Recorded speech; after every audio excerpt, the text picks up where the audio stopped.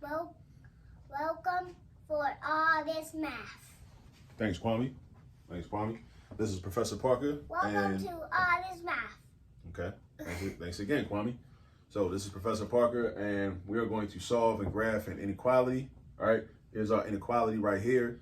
We have 3x plus 1 is less than or equal to 2x minus 3. All right. 3x plus 1 is less than or equal to 2x minus 3. We're going to solve that. We're going to solve for x, right? Find out what values of x make this a true statement, because that's what we try to do in math. We try to look for the truth, right? So math is all about finding the truth, right? And then we're going to graph it to show a pictorial representation, you know, a picture of what the solution looks like. All right. So I see this. I got 3x plus 1 is less than or equal to 2x minus 3. So I'm going to solve this the same way. Hey, Kwame, what do we talk about, bro? Being quiet. Exactly. All right. Get on that. All right. So we got 3x plus 1 is less than or equal to 2x minus 3, right? So what we do is we're going to solve this the same way that we solve an equation. All right. Now, there are a lot of different things I could do right here. I could subtract 2x on both sides. I could subtract 3x on both sides. I can subtract 1 on both sides. I can add 3 on both sides. You got a lot of different options, and they're all good. They're all good. Your job as a student is to recognize what all your options are, and then you got to choose one. It don't really matter which one you do, right? Another option is just to transpose. Now, what does transpose mean? Transpose means when you take terms and move them from one side of an equation or inequality to the other side of the equation or inequality. I like to transpose. So, and I'm in the mood to transpose right now. So this is what I'm about to do. Watch what I do. I'm going to have 3x minus 2x is less than or equal to negative 1 minus 3. All right, now look what happened. Now take a moment and look what happened, all right? And this is something that like your teachers should all be doing instead of just running through problems just trying to get to the answer. They should take a moment and make sure you understand, right, what changed from one step to the next. What changed from one step to the next?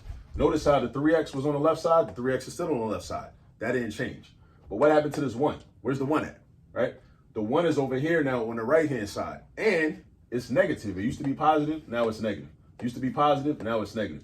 When you transpose, you move a term from one side to the other, the sign changes.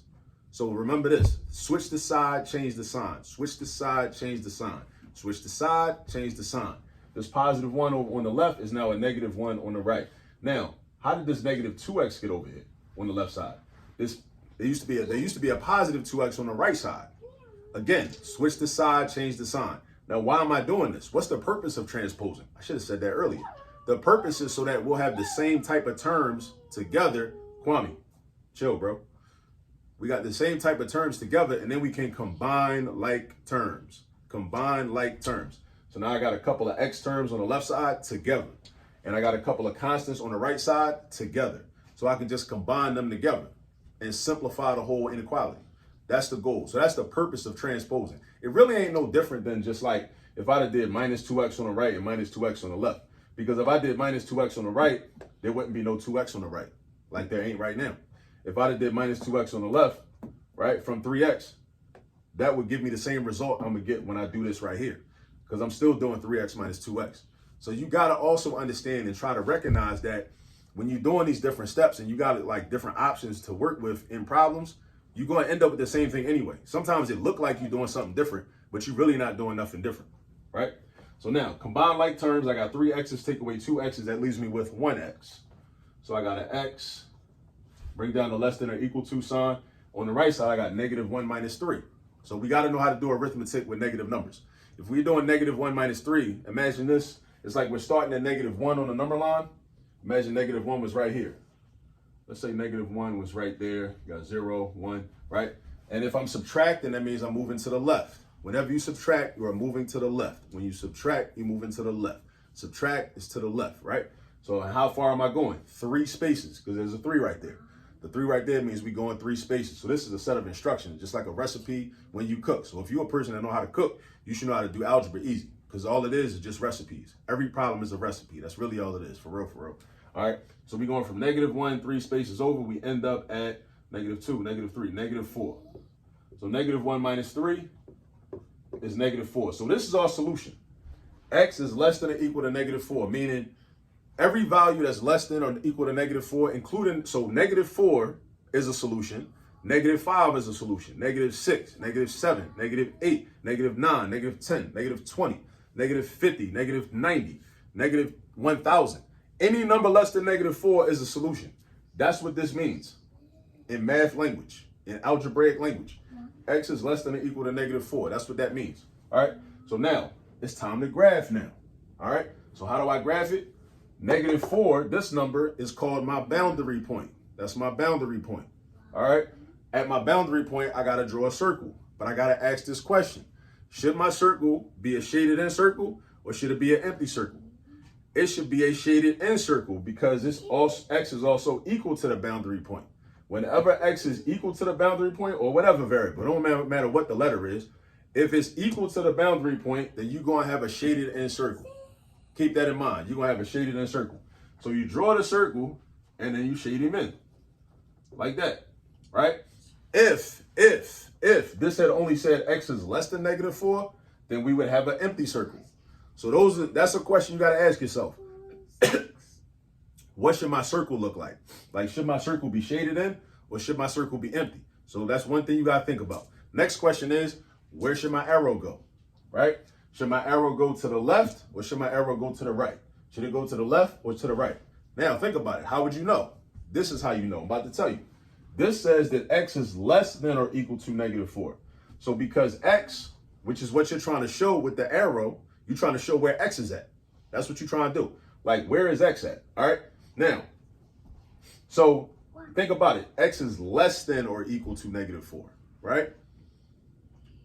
Where are all the numbers that's less than -4 on the number line? Where they at? Are they to the right or are they to the left? Numbers get smaller on a number line as you go to the left. If you don't know that already, memorize that right now. Numbers on a number line get smaller as you slide to the left.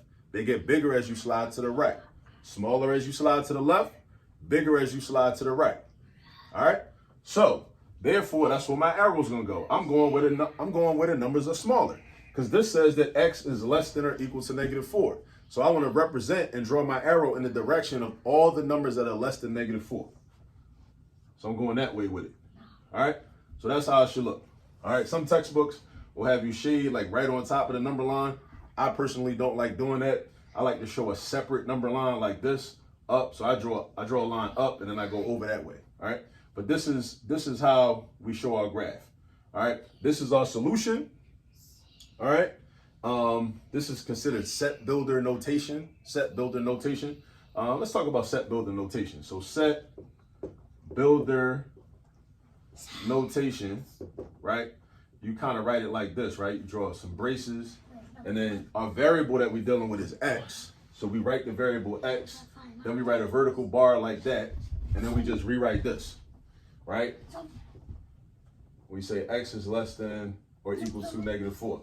Then we write another pair of braces, all right? So that's set builder notation.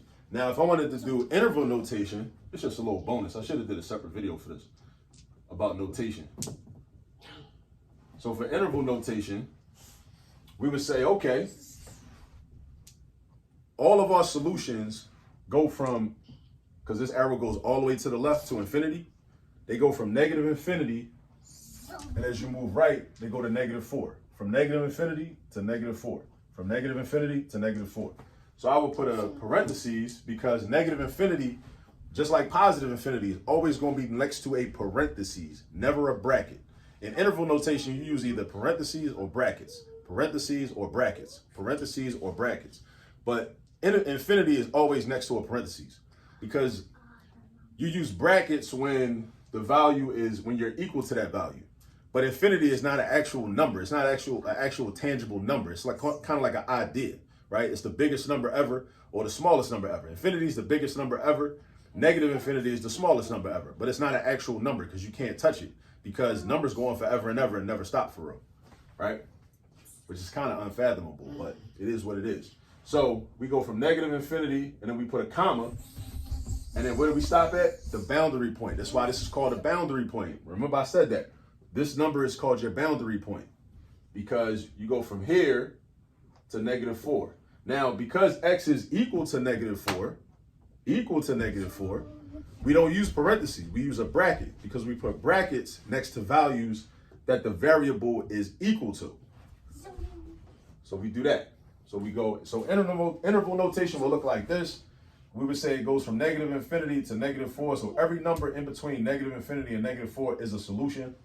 In set builder notation, we write it as braces x includes the set of x is less than or equal to negative 4. I think that's how you read that. I'm pretty sure. Yeah, because this deals with sets. That's why it's called a set builder notation. You know what I'm saying? All right, so that's pretty much it. Kwame, Huh? we about to be out. We about to end this video. You want to say something? Or you Yeah. good? What you want to say? Come on. Stand up in the chair. Speak to the camera. All right? Speak to them. Goodbye, Mr. TV. This guy. All right, we'll see you on the next video. Go get some practice. Go practice these. And don't forget Peace. the peace